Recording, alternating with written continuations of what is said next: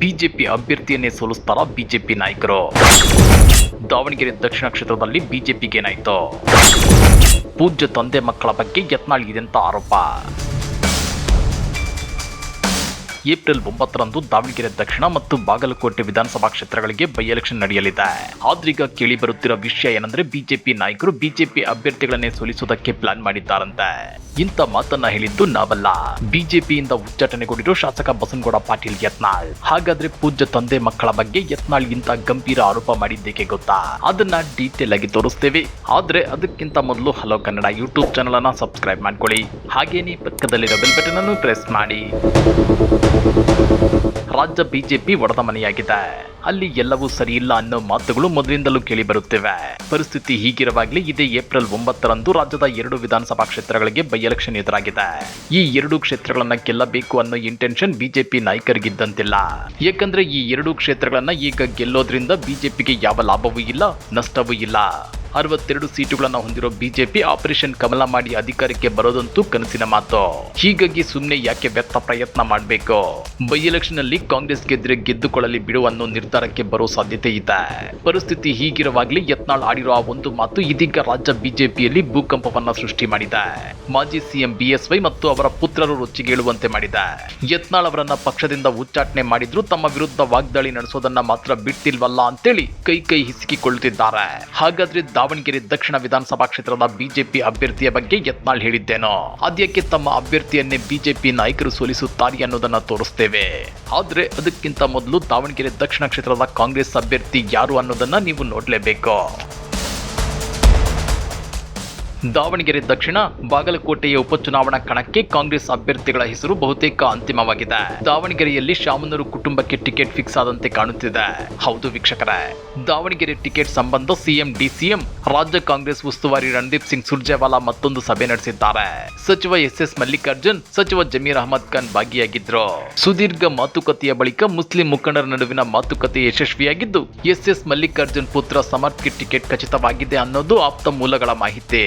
ಶಾಮನೂರ್ ಕುಟುಂಬಕ್ಕೆ ಟಿಕೆಟ್ ಖಚಿತವಾಗಿದ್ದು ಭಾನುವಾರ ಅಧಿಕೃತವಾಗಿ ಘೋಷಣೆಯಾಗುವ ಸಾಧ್ಯತೆ ಇದೆ.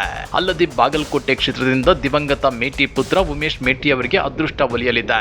ಟಿಕೆಟ್ ಕುರಿತು ಖಾಸಗಿ ಹೋಟೆಲ್ನಲ್ಲಿ ನಡೆದ ಸಭೆಯಲ್ಲಿ ಹಿರಿಯ ಕಾಂಗ್ರೆಸ್ ನಾಯಕರೊಬ್ಬರು ದಾವಣಗೆರೆ ಕ್ಷೇತ್ರದಿಂದ ಮುಸ್ಲಿಂ ಸಮುದಾಯಕ್ಕೆ ಟಿಕೆಟ್ ಕೊಡಬೇಕು ಅಂತ ಪಟ್ಟು ಹಿಡಿದಿದ್ರು. ದಾವಣಗೆರೆ ದಕ್ಷಿಣದಲ್ಲಿ ಮುಸ್ಲಿಂ ಸಮುದಾಯ ಕಾಂಗ್ರೆಸ್ ಅಭ್ಯರ್ಥಿಗಳನ್ನೇ ಗೆಲ್ಲಿಸಿಕೊಂಡು ಬಂದಿದೆ. ಈಗಲಾದ್ರೂ ಸಮಾಜದ ಒಬ್ಬರಿಗೆ ಅವಕಾಶ ಕೊಡಬೇಕೆಂದು ಒತ್ತಾಯಿಸಿದ್ರು. ಇದಕ್ಕೆ ಆಕ್ಷೇಪ ವ್ಯಕ್ತಪಡಿಸಿದ ಸುರ್ಜೇವಾಲಾ ಅವರು ಇಂತಹ ಬೆಳವಣಿಗೆಯನ್ನ ಪಕ್ಷ ಸಹಿಸಲ್ಲ, ಯಾರ ಬ್ಲಾಕ್ ಮೇಲ್ಗೂ ಪಕ್ಷ ಹೆದರಲ್ಲ ಅಂತೇಳಿ ಸ್ಪಷ್ಟ ಸಂದೇಶ ರವಾನಿಸಿದ್ರು ಅಂತ ಆಪ್ತ ಮೂಲಗಳು ತಿಳಿಸಿವೆ.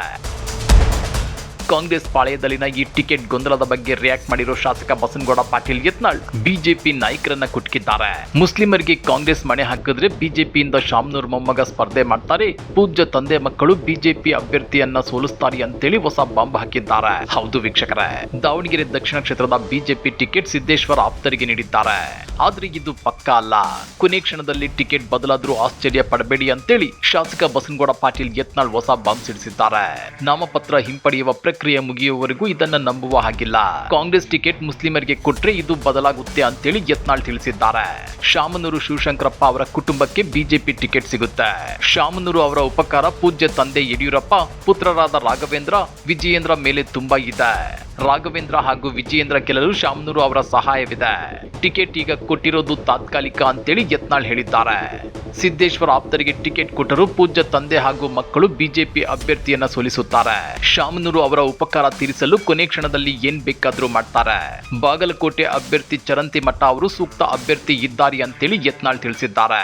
ಹಿಂದೆ ಶಿವಮೊಗ್ಗದಲ್ಲಿ ರಾಘವೇಂದ್ರಗೆ ಮತ ಹಾಕುವಂತೆ ಶಾಮನೂರು ಶಿವಶಂಕರಪ್ಪ ಹೇಳಿದ್ದಾರೆ. ದಾವಣಗೆರೆಯಲ್ಲಿ ಯಡಿಯೂರಪ್ಪ ಶಾಮನೂರಿಗೆ ಮತ ಹಾಕಿ ಅಂತ ಹೇಳಿದ್ರು.